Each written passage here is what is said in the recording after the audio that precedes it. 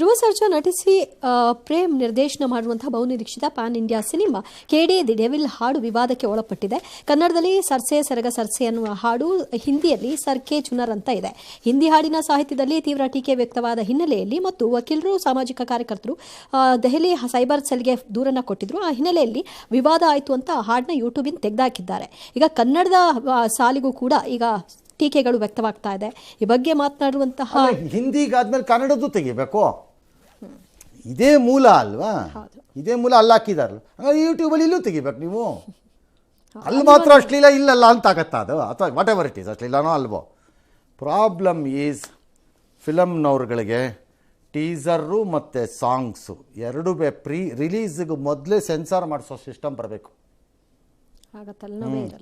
ಬೇಕಿದ್ರೆ ಅದಕ್ಕೆ ಇನ್ನೊಂದು ಸ್ಮಾಲ್ ಸಬ್ಸಿಡರಿನ ಸೆನ್ಸಾರ್ ಬೋರ್ಡಲ್ಲಿ ಕ್ರಿಯೇಟ್ ಮಾಡಿದ್ರೂ ಪರವಾಗಿಲ್ಲ.